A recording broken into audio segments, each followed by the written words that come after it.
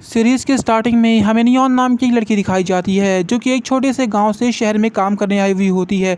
Neon काम खत्म करके अपने घर जा रही होती है, तभी उसे एक इंसान दिखाई देता है जो कि थोड़ा सा जख्मी होता है और वो वहाँ पे बेहोशी की हालत में लेटा हुआ होता है। नियॉन नेचर की काफ़ी अच्छी लड़की थी, इस वजह से वो उसकी मदद करना चाह रही होती है, लेकिन जैसे ही उस इंसान के पास जाती है और उसकी हेल्प करती है तभी हमें पीछे से कुछ लोग दौड़ते हुए दिखाई जाते हैं। वो जख्मी इंसान नियॉन को किस कर लेता है। वैसे तो नियॉन का नेचर काफ़ी अच्छा है, लेकिन ऐसा कोई करना अच्छी बात नहीं है, जिस वजह से वो उसे थप्पड़ मारने जा रही होती है, लेकिन वो रुक जाती है क्योंकि नियॉन ने देखा होता है कि उस इंसान को चोट लगी होती है। वो उसकी मदद करना चाह रही होती है। वो जख्मी इंसान बोलता है तुम चले जाओ, तुम्हें मुझसे प्रॉब्लम हो सकती है।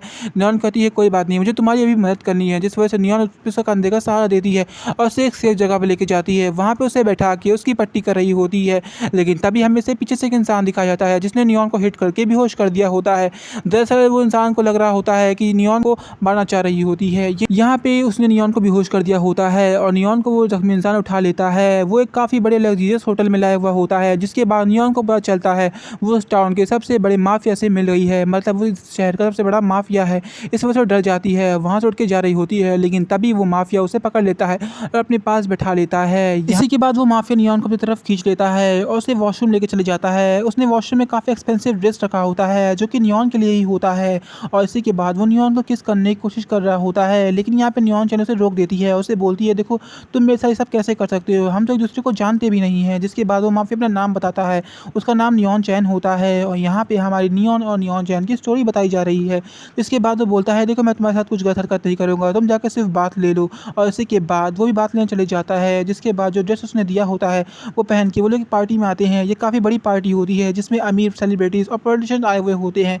यहाँ पे नियॉन चैन के साथ नियॉन आया हुआ होता है। यहाँ पे नियॉन चैन नियॉन को इंट्रोड्यूस कराता है, जहाँ पे वो अपना लाइफ सेवर इसको बताता है। और यहाँ पे पार्टी में बैठने के बाद नियॉन को काफ़ी ज़्यादा अजीब लगता है क्योंकि इस पार्टी में काफ़ी अमीर लोग होते हैं और वो एक मिडिल क्लास की लड़की होती है, जिस वजह से उसे अनकंफर्टेबल फील हो रहा होता है। लेकिन नियॉन चैन उसे दिलासा देता है कि वो उसके साथ है और उसको दिलासा देने के बाद पार्टी शुरू हो जाती है। यहाँ पे सब नियॉन के बारे में ही बात कर रहे होते हैं, जैसे कि उसे काफ़ी अजीब लग रहा होता है। जिसके बाद नियॉन चैन को एक मीटिंग याद आ जाती है, जिस वजह से वहाँ पे उठ के चले जाता है। यहाँ पे हमें एक सेलिब्रिटीज़ दिखाई जाती है जो कि जिसका नाम जेनी होता है। वो नियॉन चैन के बारे में बुरा भला बोलने लगती है, मतलब कि नियॉन चैन को बोल रही होती है कि उसका टेस्ट लड़कियों में बदलते रहता है। इस वजह से उसने भी शायद से नियॉन को पसंद किया होगा और उसे भूल भी जाएगा। दरअसल जो जेनी होती है वो काफ़ी बड़ी सेलिब्रिटी होती है और नियॉन चैन की वाइफ बनने वाली होती है।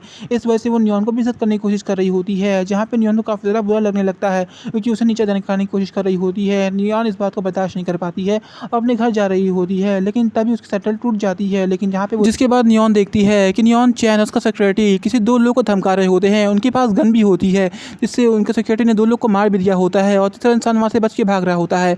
तभी वो नियॉन को पकड़ लेता है। नियॉन चैन काफ़ी ज़्यादा गुस्सा आ जाता है और कहता है कि तुमने इसको कुछ भी किया तो तुम्हारे लिए ठीक नहीं होगा। वो इंसान काफ़ी ज़्यादा डर जाता है, वहाँ से भाग जाता है। नियॉन चैन जो होता है वो नियॉन को पकड़ लेता है और उठा के अपने रूम में ले आता है, जहाँ पे उसे बोलता है देखो मुझे तुम काफ़ी पसंद हो और तुम्हारा नेचर मुझे काफ़ी अच्छा लगता है, क्या तुम मुझे पसंद करती हो। यहाँ पे नियॉन चैन थोड़ी सी कंफ्यूज हो जाती है क्योंकि ऐसा सवाल उससे कभी किसी ने पूछा नहीं होता है और ऐसा इमीडिएटली इसका जवाब भी दे सकती है, जिस वजह से नियॉन से वो दूर हटने को कह रही होती है। लेकिन यहाँ पे नियॉन चैन बोलता है कि देखो तुम मेरे साथ सिर्फ आज की रात रह लो, नेक्स्ट डे तुम अपने घर चले जाना। लेकिन इसके बाद को भी नियॉन हाँ कर देती है और उसके बाद वो उठा के अपने रूम में ले आता है। यहाँ पे नियॉन चैन मेरे साथ सोने वाला होता है, लेकिन नियॉन उसे मना कर देती है क्योंकि वो एक लड़की है, वो ऐसा किसी को मेरे साथ सोने कैसे दे सकती है। जिस वजह से नियॉन चैन जो होता है वो नियॉन को किस कर लेता है, लेकिन नियॉन को काफ़ी ज़्यादा बुरा लगता है। वो उसे दूर हटने को कहती है, जिस वजह से जिसके बाद वहाँ से जा रही होती है। लेकिन नियॉन चैन बोलता है कि देखो तुम यहाँ से नहीं जा सकती हो, तुमने कहा था कि तुम आज रात मेरे साथ ही रहोगी, क्या तुम ये तो नहीं चाह रही हो कि मैं तुम्हारे ही साथ हो जाऊँ। क्योंकि यहाँ पे नियॉन चैन को काफ़ी अच्छा तो लग रहा था, लेकिन वो बताना नहीं चाह रही होती है क्योंकि जो नियॉन चैन होता है वो काफ़ी बड़ा माफिया होता है। वो अपनी सिंपल ज़िंदगी में एक माफिया के साथ कैसे बिता सकती है, जिस वजह से उसे पसंद तो करती थी, लेकिन उसकी लाइफ स्टाइल को उसको ज़्यादा इग्नोर कर रही थी। जिसके बाद सुबह ही सुबह नियॉन चैन के बारे में सर्च करने लगती है। वो इंटरनेट पर चलता है कि काफ़ी बड़ी फैमिली से बिलोंग करता है। इसके बाद नियॉन चैन से पूछती है कि तुम इस फैमिली के मेंबर हो, जहाँ पे नियॉन चैन बोलता है कि देखो तुम मेरे बारे में जितना कम जानो उतना तुम्हारे लिए अच्छा होगा। जिसके बाद वो होटल में रहती है, लेकिन जब होटल से उठती है तभी हमें पीछे दिखाया जाता है कि उसका सिक्योरिटी उसके पास आ गया होता है, जहाँ पे उसका सेक्रेटरी बोलता है कि आपके लिए सर ने एक कैफ़े बुक किया हुआ है और वहीं पे आप कैफ़े पियेंगी। जिसके बाद उसे गाड़ी में बैठा लेता है, लेकिन ये गाड़ी किसी और की नहीं होती है, ये नियॉन चैन के माफिया की गाड़ी होती है, जिसमें उसने बैठ लिया होता है। और यहाँ पे वो जो माफिया होता है उसने नियॉन को पकड़ लिया होता है। उसे लगता है कि नियॉन चैन के लिए नियॉन काफ़ी ज़्यादा इंपॉर्टेंट है, इस वजह से उसकी धमकी उसमें वो उससे काम करवा लेगा। इसी बीच हमें वो जेनी दिखाई जाती है जो कि नियॉन चैन को पसंद किया करती थी। यहाँ पे उससे शादी की बात करती है, लेकिन नियॉन को इस बात में भी कोई इंटरेस्ट नहीं रहता है।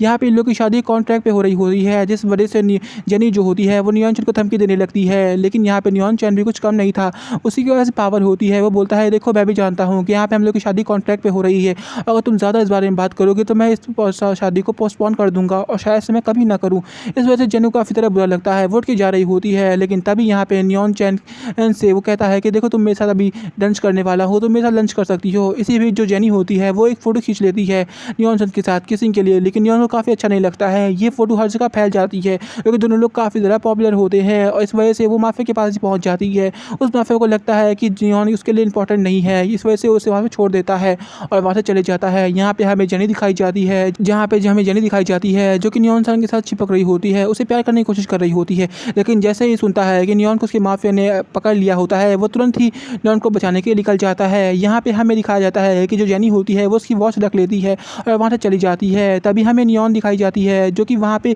लेटी हुई होती है। ये बस स्टैंड होता है जहाँ पे वो बेहोश हुई होती है। तभी वहाँ पे नियॉन चैन आ जाता है जो कि उसे बचाता है और उसे बोलता है, मैं तुमसे प्रॉमिस कर रहा हूँ कि तुम्हारे साथ ऐसा ज़िंदगी में आइंदा कभी नहीं होगा और मैं तुम्हें हमेशा ख्याल रखूँगा। जहाँ पे जो नियॉन होती है वो उससे बोलती है कि तुम कौन हो, तुम मुझे अपनी पूरी कहानी बताओ। तभी वहाँ पे जो नियॉन होता है वो नियॉन चैन को उठा लेता है और अपने साथ। अब इसी के साथ स्टोरी काफ़ी ज़्यादा लंबी मज़ेदार हो चुकी है। आगे की स्टोरी देखने के लिए कमेंट सेक्शन में पार्ट 2 लिख दीजिए, क्योंकि इसका लंबा पार्ट काफ़ी बड़ा हो जाएगा, जिस वजह से मैं स्टोरी का पार्ट भी बना रहा हूँ। अगर आप लोग चाहेंगे तो मैं इसकी फुल वीडियो भी बना सकता हूँ, लेकिन उसके लिए इस चैनल पे कम से कम 100 सब्सक्राइबर हो जाएंगे, तब इसमें मैं 40 मिनट की, 40 मिनट्स की, 50 मिनट्स की पूरी फुल वीडियोस बनाऊंगा, जिसमें आपकी पूरी सीरीज़ आ जाएगी। इस वजह से इस वीडियो को ज़्यादा से ज़्यादा सब्सक्राइब कीजिए, वीडियो को लाइक कीजिए, चैनल को सब्सक्राइब कीजिए और इसी वीडियो देखने के लिए बेल नोटिफिकेशन को ऑल पे कर दीजिएगा।